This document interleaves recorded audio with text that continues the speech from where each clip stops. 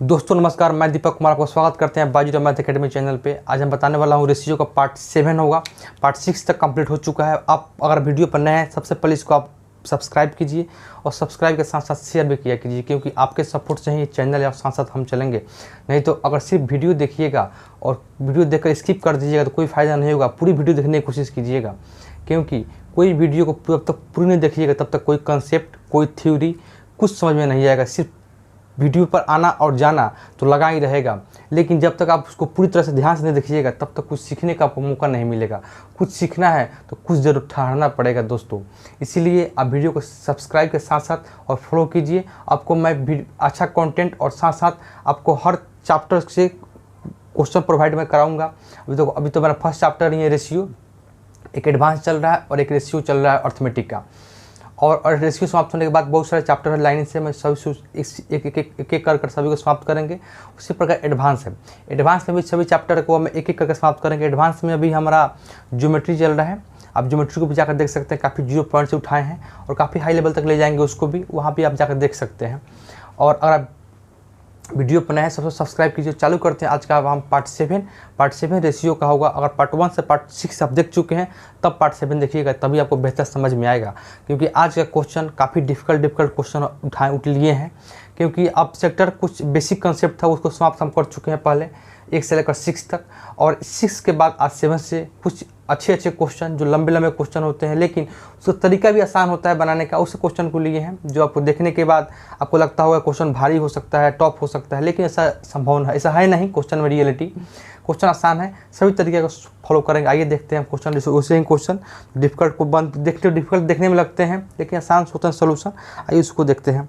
Question पहला question आपके screen के सामने आ गया होगा, आप वहाँ देख सकते हैं। हम यहाँ हट जा रहा हूँ, आप क्वेश्चन आ गया होगा।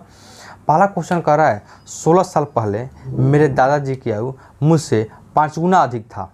मेरे दादाजी की आयु मुझसे 8 गुना अधिक था, 8 गुना। 16 साल पहले, मान लीजिए हम समझा दें पहले, ये मेरा परसेंटेज है, ये मेरा परसेंटेज है, ठीक। आज से 16 साल पहले, 16 ईयर्स, आज से 16 साल पहले मेरे ध्यान से समझिएगा, क्योंकि क्वेश्चन में कुछ सब सीखने लायक क्वेश्चन है। ये सब क्वेश्चन आपको देखने के बाद कुछ सीखने का मौका जरूर मिलेगा। आइए देखते हैं इसको। जो मान लीजिए परसेंटेज है, परसेंटेज का मतलब अभी 2020 चल रहा है, अभी 2020 चल रहा है। आज से 16 साल पहले मेरे दादाजी की आयु मुझसे 8 गुनी थी। अगर मेरे दादाजी कितने साल के हैं, मान लीजिए मेरे ग्रैंडफादर, GF लिख दिए, GF कुछ और मत समझ जाएगी, जिसको GF हटा देते हैं तो कुछ लोग और समझ जाएंगे, लिख देते सिर्फ ग्रैंडफादर लिख दे रहे हैं समझ रहे हैं जी, कुछ और समझ जाइएगा, इसलिए हटाना जरूरी था आज से 16 साल पहले मेरे दादाजी की उम्र की, दादाजी की आयु मुझसे 8 गुनी थी। अच्छा, मेरा उम्र मान लीजिए यहाँ पे है, मेरा उम्र है माई का वही होता है ऑब्जेक्ट पर में। अगर यहाँ पे 8 गुनी है मेरे दादाजी की उम्र मुझसे, ये 1 है। मेरे दादाजी की उम्र मुझसे 8 गुनी है। 8 साल बाद यह 3 गुनी हो जाएगी। अब से, प्रेजेंट से 8 साल बाद, कितने साल बाद, 8 साल बाद मेरे दादाजी की उम्र मुझसे कितनी हो जाएगी, 3 गुनी, 3 गुनी हो जाएगी। यानी आज से 2020 है, आज से 16 साल पहले, 16 साल पहले कहने का मतलब 2014 में मेरे दादाजी की उम्र मुझसे, मेरे उम्र से 8 गुना था। कितना था, 8 गुना, 8 गुना, 8 टाइम्स, 8 टाइम्स। और आज से 8 साल बाद, आज से 8 साल बाद मेरा उम्र, जो दादाजी की उम्र होगा वो मेरे उम्र से 3 गुना होगा। तो पूछ रहा है हमसे कि अब से, आज से 8 साल पहले, आज से 8 साल पहले, यानी टोटल 16 है तो 8 से 8 साल पहले यहाँ पर आएगा। अच्छा, ये भी 8 साल होगा, तो हमसे पूछा है 8 साल पहले ये एज रेशियो में क्या होगा। ये तो 8 साल पहले ये है और 8 साल पहले ये है, तभी तो हुआ तो टोटल 16 साल, प्रेजेंट से पूरे 16 साल। 8 साल पहले पूछ रहा है हमसे कि आज से 8 साल पहले कितना था, यानी 8 साल पहले ये था और 8 साल पहले, यानी टोटल 16 साल पहले कितना रेशियो था, 8 और 1 का। और 8 साल बाद कितना है 3 और 1 का। थोड़ा ध्यान समझिएगा क्वेश्चन को। फिर पूछ रहा है हमसे कि मेरे और दादाजी के आयु का अनुपात क्या है। अब हम क्वेश्चन बनाते हैं, आइए। अच्छा बताइए हमको, अगर आज मेरा एज 10 साल है, सपोज 10 साल तो है नहीं, मान लीजिए आज मेरा एज अगर 20 साल है, 25 साल है, 30 साल है, मान लीजिए 20 साल है, मेरा उम्र आज 20 साल है, और मेरे एक भाई है, बड़ भाई, उसका उम्र 25 साल है। मेरा उम्र और मेरे भाई के उम्र का अंतर कितना साल का है? 5 साल का। ध्यान सुनिएगा, इस क्वेश्चन समझने से बनाने से पहले कुछ चीज़ को समझना ज़रूरी है। और मान लीजिए मेरा उम्र अभी 20 साल का है और मेरा भाई है, ब्रोदर है, उसका उम्र मान लीजिए वर्तमान में 25 साल है। आज से 20 साल बाद हम कितने साल के होंगे? अभी 20 साल के हैं तो 20 साल बाद होंगे हम 40 साल के। अच्छा, अगर 20 साल बाद हम 40 साल के होंगे तो 20 साल बाद तो ये भी बढ़ेगा ना। 20 साल बाद हम होंगे 40 साल के, तो 20 साल बाद तो बेचारा ये भी बढ़ेगा, क्योंकि 20 साल जब एज मेरा बढ़ रहा है तो उसका भी तो बढ़ रहा है साथ साथ। तो 20 साल बाद हम 40 साल के होंगे तो 20 साल बाद कितना साल का होगा? 25 और 20 45 साल का। पहले मेरे और मेरे भाई के एज का अंतर डिफरेंस कितना था? 5 था। आज कितना है? 5 है। अगर जन्म के समय किसी व्यक्ति से, मेरे भाई से, मेरे पिताजी से, मेरे सिस्टर से अगर मेरी उम्र का अंतर अगर 10 साल का है, 5 साल का है, तो मरने के समय तक, यानी जब भी कंपेयर किया जाएगा उस दो व्यक्ति के बीच, तो उसके उम्र का अंतर हमेशा सेम रहेगा। मतलब अगर आज आप हैं, अगर सब मान लीजिए 30 साल का, अगर आप 30 साल का हैं, आपका जो छोटा भाई है वह 20 साल का है, तो यानी आपके छोटे भाई में उम्र का अंतर 10 साल का है। तो इतना याद रखिएगा, वह 10 साल का उम्र का अंतर हमेशा वहीं रहेगा। अगर आप हो जाइएगा 70 साल का तो वो होगा 60 साल का, आप हो जाइएगा 80 साल का तो वो हो जाएगा बेचारा 70 साल का, अगर आप होइएगा 20 साल का तो वो होगा 10 साल का। यानी उम्र का अंतर डिफरेंस 10 साल हमेशा मेंटेन रहेगा। लेकिन क्वेश्चन में क्या है, देखिए क्वेश्चन में कह रहा है कि ये अभी 8 साल पहले, आज से 16 साल पहले 8 एज था, मान लीजिए 8 था, यूनिट में है लेकिन इसको 8 एज मान लीजिए 8 साल का था, थे मेरे दादाजी, और 1 साल के हम थे। अच्छा, आज से 8 साल पहले मेरे दादाजी तीन गुना थे मेरे एज के, 3 गुना थे, तो अंतर कितना का था? 2 का। अच्छा, यहाँ अंतर कितना का है? 7 का, गुना कर दे रहे हैं, 7 का डिफरेंस है। यहाँ डिफरेंस कितना का है? 2 का। जब व्यक्ति 2 तो उम्र में डिफरेंस समान होगा, जब व्यक्ति 2 है तो उम्र में डिफरेंस समान होगा, लेकिन यहाँ पे समान नहीं दिया है, अंतर अलग अलग है। जब अंतर अलग अलग हो जाए तो नीचे के अंतर से हम ऊपर इंटू करते हैं 2। ये भी चीज़ को मिटा देते हैं क्योंकि अभी चीज़ हम लोग काम के लायक नहीं है।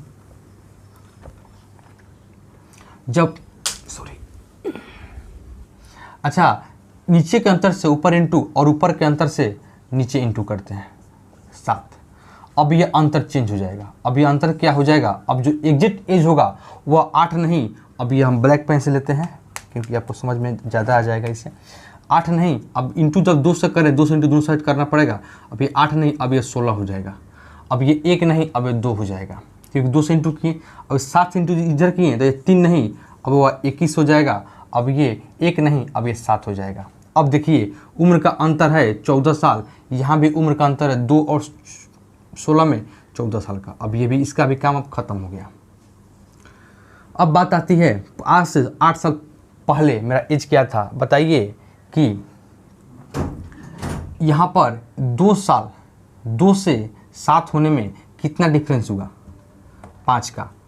2 से 7 होने में 5 उम्र का 5 साल का डिफरेंस है, 5 का अंतर है। लेकिन यहाँ कह रहा है कि यहाँ से यहाँ आने में 8 साल तो ये, 8 साल तो ये, और 8 साल ये, 24 साल का अंतर है।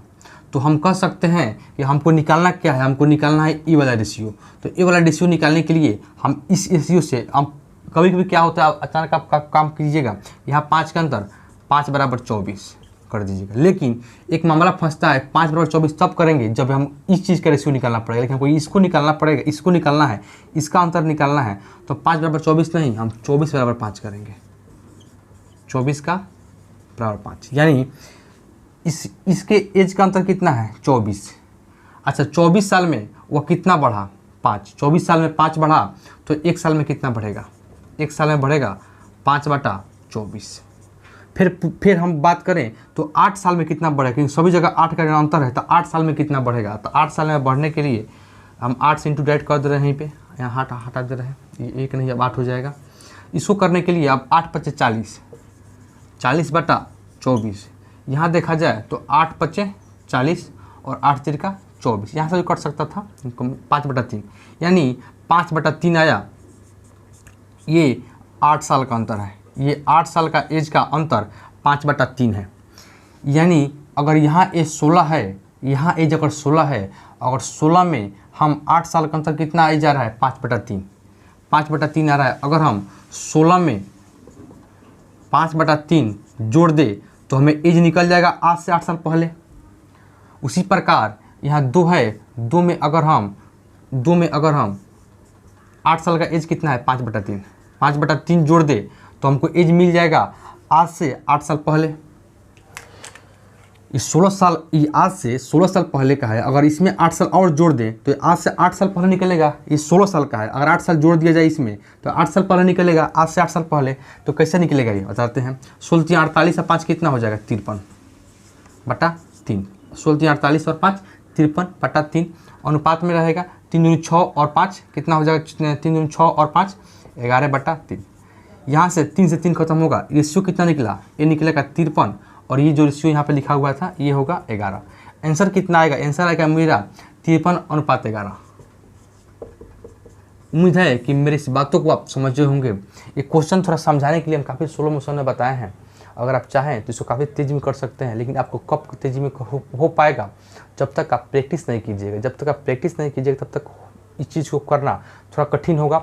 इसको बार बार प्रैक्टिस कीजिएगा, क्वेश्चन आसानी से समझ जाइएगा। अगर इसमें आपको कठिनाइयाँ महसूस हुई होगी, समझ गए, अगर आपको यहाँ पे कठिनाइयाँ महसूस हुई होगी तो आप कमेंट में जरूर बताइएगा कि सर इस क्वेश्चन में हमें प्रॉब्लम है, 1 नंबर 2 नंबर 4 नंबर बताइएगा। हो सके हम आपको समझाने की फिर से कोशिश करेंगे किसी और कमेंट के माध्यम से या किसी और के माध्यम से या नंबर के माध्यम से। अगर आपको दिक्कत हो तब मेरे इस व्हाट्सएप नंबर पर इसी क्वेश्चन को सेंड भी कर सकते हैं, 9798813533 सेंड कर सकते हैं, फिर हम समझा देंगे। लेकिन हमको उम्मीद है कि हम अपने तरफ से पूरी तरह से अच्छे तरह समझाने की कोशिश किया हूँ। अगर कठिनाइयाँ रह गई होगी तो फिर हम सॉल्व करने की कोशिश करेंगे। आइए हम देखते हैं नेक्स्ट क्वेश्चन।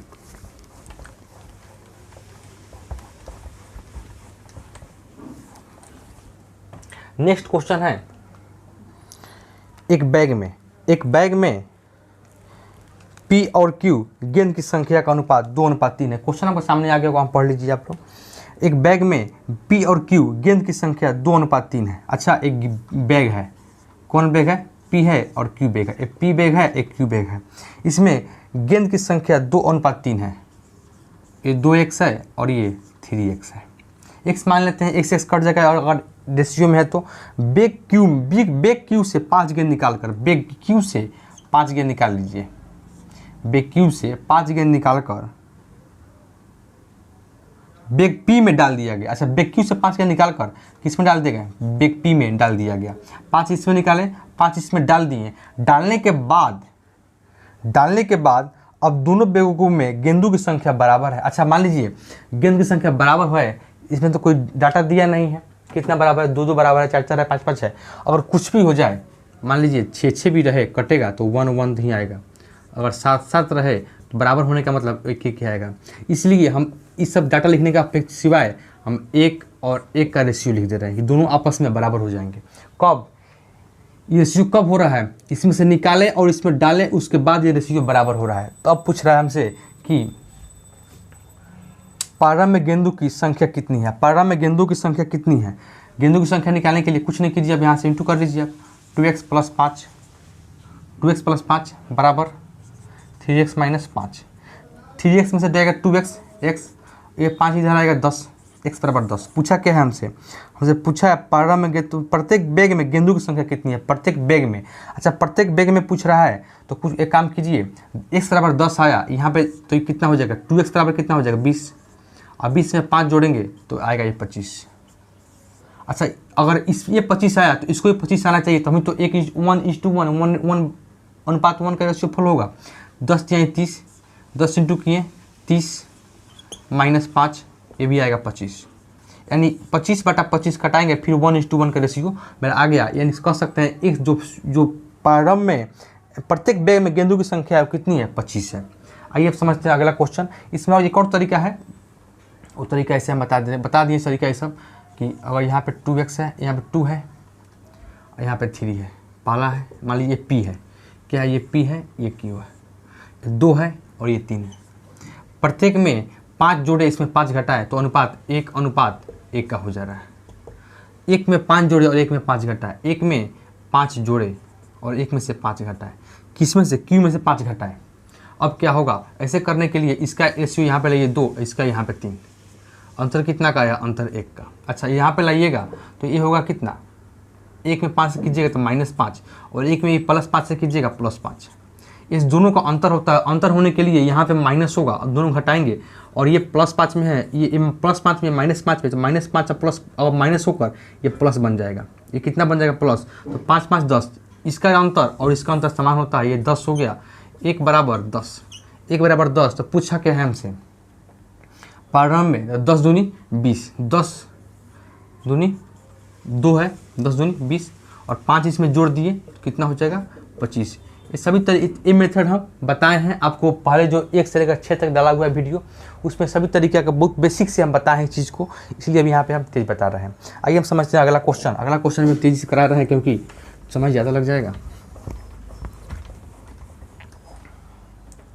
अगला क्वेश्चन है, एक परीक्षा में, ये भी क्वेश्चन काफ़ी इंपॉर्टेंट है, क्वेश्चन आपके सामने आ गया होगा, आप वहाँ पढ़ लीजिएगा। एक परीक्षा में उत्तीर्ण होने के लिए परीक्षार्थियों की संख्या अनुत्तीर्ण होने वाले विद्यार्थियों की संख्या की चरगुनी थी, ठीक है। एक परीक्षा में उत्तीर्ण होने वाले परीक्षार्थियों की संख्या, मान लीजिए उत्तीर्ण होने वाले जो परीक्षार्थी हैं, यानी पास वाले जो परीक्षार्थी है, परीक्षा संख्या अनुत्तीर्ण यानी जो फेल होने वाले संख्या से चरगुनी थी। ये चरगुनी है किसके, फेल होने वाले से। अच्छा टोटल संख्या कितनी है, 4 पास हुआ, 1 फेल हुआ, टोटल संख्या कितनी है, 5। 4:1 पास होने वाला विद्यार्थी फेल वाले विद्यार्थी से चरगुना है।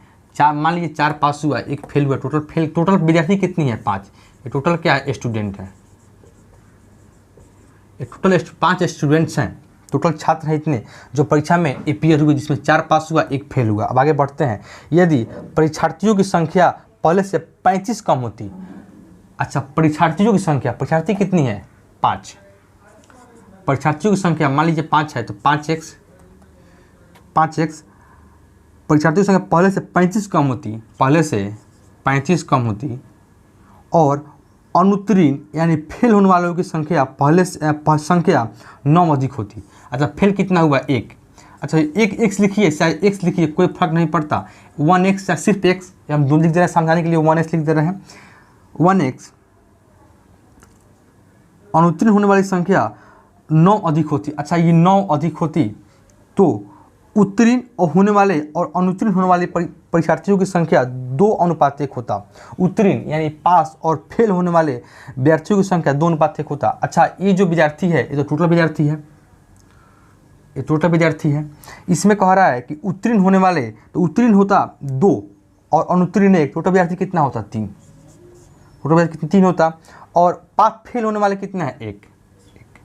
अब कुछ नहीं करना है आपको, यहाँ पे इस कैसे 3 लिख दिए, एक बात बताइए हमको, आप उम्मीद है कि यहाँ पे फंसे होंगे आप। टोटल विद्यार्थी कितनी है, 5x, ये जो संख्या है, ये टोटल विद्यार्थी की संख्या है, इतना विद्यार्थी इसमें है, इतना अगर नहीं अपीयर होता तो इतना विद्यार्थी होता। अगर 2 लिखते हैं, 2:1 लिखते हैं यहाँ पे, तो 2:1 पास का है, ये पास का अनुपात है, ये फेल का है, लेकिन ये जो अनुपात है ये पास का नहीं है, टोटल विद्यार्थियों का अनुपात है, तो 2:1 नहीं, टोटल विद्यार्थी 2 और 1 3 हो जाता, 3/1 3:1, बाटा और अनुपात एक ही होता है। इस चीज़ हम बताए हैं पहले प्रीवियस वीडियो में, प्रीवियस क्लास में, वीडियो चाहे क्लास वहीं हुआ। कितने लड़का कमेंट किए थे कि सर वीडियो क्यों कहते हैं, क्लास किया कीजिए, कहा कीजिए, मतलब हमारा कोई बात हुआ, आप जो समझ जाए, आप समझिए रहे हैं तो वीडियो चाहे क्लास बात तो क्यों हुआ। आइए समझते हैं।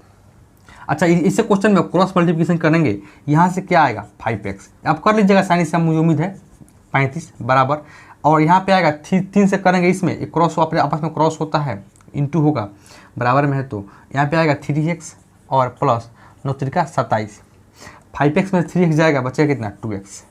अच्छा 35 इधर जाएगा, 35 इधर जाएगा तो 35 27 में जुटेगा तो 7 और 5 12 के 2, 7 5 12 के 2 1, 3 2 5 1 6, कितना आया 62। तो x बराबर कितना हो जाएगा 31, x वैल्यू आया 31। हमसे पूछा क्या है, कुल परीक्षार्थियों की संख्या कितनी है, कुल स्टूडेंटों की संख्या कितनी है। अच्छा यहाँ पर 31 है, यहाँ पर 31 है तो 31 और टोटल वैल्यू कितनी है 5, तो 5 इंटू 31 बराबर कितना होगा 5 और 5 हैं 15, 155, 155 जो है वो मैं टोटल परीक्षार्थी है, यानी ऐसे टोटल छात्र है जो एग्जाम में अपीयर हुए, टोटल स्टूडेंट है, टोटल स्टूडेंट है जो एग्जाम में अपीयर हुए। एग्जाम में अपीयर कितने हुए 155, x बराबर 31 तो 5 बराबर कितना निकला 155। ये आपको आसानी से यहाँ से समझ गए होंगे। अब आइए हम बढ़ते हैं अगला क्वेश्चन। इसमें एक और तरीका है वो बता देते हैं, हम कोशिश करते हैं इसको मिटाते हैं, यहाँ पे बता देते हैं क्योंकि आपको लगता होगा कि वो तरीका नहीं बताया बनाने का। पास कितना होगा बताइए, टोटल विद्यार्थी कितना है 5x, टोटल विद्यार्थी 5x है। ये मान लीजिए टोटल विद्यार्थी है और ये फेल वाला है, क्योंकि हमको जो रेशियो निकालना है वो टोटल विद्यार्थी फेल का निकालना है, पास का दिया हुआ है। अगर टोटल विद्यार्थियों में से टोटल 5 होता तो फेल कितना है, फेल 1 है। अच्छा फेल 1 है, फिर पूछ रहा है कि रेशियो कितना हो रहा है, रेशियो हो रहा है 3:1 का। रेशियो कितना का हो रहा है 3:1 का। ये रेशियो इतना क्यों हो रहा है, क्योंकि 35 विद्यार्थी इसमें शामिल नहीं होता, टोटल में से 35 शामिल नहीं होता। और इधर कह रहा है कि 9 अधिक शामिल होता, अगर फेल में 9 अधिक शामिल होता, फेल में 9 अधिक शामिल होता। ये डाटा फिक्स है, ये रेशियो में है, लेकिन ये डाटा जो है 35 और 9 फिक्स है। जो फिक्स डाटा रहेगा वो नीचे रहेगा, जो यहाँ पे आता है बराबर के बाद आता है कंक्लूजन, वो बीच में रहता है, और जो फर्स्ट वाला रहता है रेशियो ऊपर आता है। फर्स्ट वाला रेशियो ऊपर, जो फिक्स डाटा रहता है वो नीचे आता है। बार बार बता रहे हैं इस चीज़ हम बताए हैं पहले बेसिक क्लासों में। अच्छा इसको यहाँ पे करेंगे इंटू करेंगे तो यह आएगा 5, इसमें इधर करेंगे तो 3, 1 में 3 से 3 और 5 में 1 से 5। अच्छा इधर कीजिए तो 9 त्रिका 27। अच्छा इसमें इधर कीजिएगा तो कितना होगा 35, -35। अच्छा यहाँ दोनों में अंतर होता है, डिफरेंस होता है, तो -35 और यहाँ पे पहले से माइनस है तो दोनों जुटेगा तो कितना, भले माइनस में आएगा लेकिन स्टूडेंट तो माइनस में होगा नहीं, हमेशा पॉजिटिव रहेगा। या एक माइनस है और एक प्लस है तो दोनों जुटेंगे, जब दोनों जोड़ेंगे तो हमेशा कितना होगा प्लस होगा। अगर आपको लगता है कि यहाँ पे अगर दोनों जोड़ेंगे तो माइनस में आना चाहिए, माइनस में कितना होगा 7 5 12 के 2 और 1 3 2 5 1 6 62, -62। लेकिन स्टूडेंट कभी माइनस में होगा नहीं, माइनस में होगा, इसलिए यहाँ पे प्लस लेंगे। माइनस नहीं आता, अगर 35 को इधर लिखते, ये फेल यहाँ लिखते, टोटल इधर लिखते तो माइनस में नहीं आता, जाहिर सी बात है। हम फेल को इधर लिखते हैं या टोटल को इधर लिखते हैं तो माइनस में नहीं आता, लेकिन माइनस आने के कारण है कि हम टोटल इधर लिखे हैं, स्टूडेंट कभी माइनस में होगा नहीं। इसलिए 62 कितना जोड़े 62, एक कितना अंतर है 2 बराबर 62, तो 1 बराबर कितना आ गया 31। पूछा क्या है टोटल विद्यार्थी 5 बराबर कितना होगा 31 × 5 बराबर 5 और 5 155। इस तरीके आसान है, इस तरीका आसान है, आप किसी से फॉलो कर सकते हैं, लेकिन हमें लगता है कि इस तरीका बेहतर होता है। इस तरीके से सिर्फ इस पर काम करना आपको आना चाहिए सही से, और सही से काम करना इस तरीके पर आ गया, इस मेथड पर आ गया तो आसानी से कोई भी क्वेश्चन सॉल्व कर सकता है। आइए देखते हैं अगला क्वेश्चन।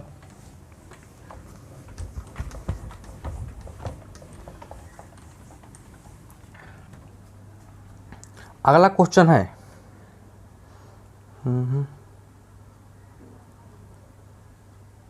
अगला क्वेश्चन इसी पर आधारित है, उसको भी करा देते हैं, क्योंकि इसमें था ना जो भी कराए हैं इसमें था चरगुना था, जैसे कि यहाँ दिया था मतलब बता देते हैं। ये पास और फेल था ना, ये चरगुना था, यहाँ पे इससे लैंग्वेज में था कि चरगुना है, लेकिन ये जो करा रहे हैं इसमें डाटा फिक्स है। एक और क्वेश्चन करा रहे हैं इसी पर आधारित, किताब को आपको ज़रा बेनिफिट मिलेगा इस चीज़ के लिए। एक वो भी क्वेश्चन आपके सामने स्क्रीन पर आ गया होगा, आप वहाँ देख सकते हैं। एक परीक्षा में पास होने के लिए होने वाले संख्या फेल होने वाले संख्या का 25:4 है। अच्छा मान लीजिए यहाँ पास कितना हुआ 25, अच्छा फेल कितना हुआ 4, पास 25 हुआ, फेल 4 हुआ, टोटल विद्यार्थी कितना है हमको 29। ये टोटल स्टूडेंट है जो एग्ज़ाम में अपीयर हुए, टोटल जो क्या है टोटल स्टूडेंट है जो एग्ज़ाम में अपीयर हुए। कितने स्टूडेंट हैं 29। क्वेश्चन कह रहा है यदि 5 और अधिक ने परीक्षा दी होती परीक्षा दिया 29x, अगर 5 अधिक दिया होता, अगर 5 और अधिक परीक्षा दी होती तथा फेल होने वाली संख्या 2 कम होती। फेल होने वाली संख्या कितना है? 4। 4 में से अगर 2 संख्याएँ कम होती तो यह अनुपात 22/3 होता। 22/3 कब होता? जब ऊपर पास और नीचे फेल होता, लेकिन ऊपर तो पूरी टोटल संख्या है, तो 22 और 3 25 हो जाएगा। 25/3 यहाँ से गुना कीजिएगा, x का वैल्यू आ जाएगा और x का वैल्यू निकाल देते हैं। शायद निकालने के लिए 9 तरीके से इसके साथ 2 3 दूनी 6 और 2 8, या आप करें तो 20 तिहाई 60 और 9 तरीका 27। 60 27 कितना हुआ? 87। इसमें 20 है, अब 20 और 9 है, 20 तिहाई 60 और 9 तरीका 27। 60 और 27 कितना हुआ? 87। अच्छा 5 तिहाई ये एक्स में रहेगा ना, 5 तिहाई 15, 25 इधर लाएंगे तो ये 100 एक्स और -50 -50। अच्छा 87 में से 100 जाएगा, कितना आएगा हमारा? हमारा आएगा यहाँ पे 13, ये जाएगा इसमें 13 आएगा। अच्छा ये जाएगा, ये जब इधर जाएगा तो ये इधर आएगा, बराबर कितना हो जाएगा? 65। तो एक्स का वैल्यू कितना आ जाएगा? 5। 13 × 5 = 65। एक्स का वैल्यू 5। पूछा क्या है हमसे? परीक्षा में बैठने वाले विद्यार्थियों की संख्या कितनी है? कितनी है? तो 29 × 5। 30, अगर 30 होता तो 150 होता, लेकिन एक कम है तो 150 नहीं, कितना होता है? 145। बात समझे मेरे?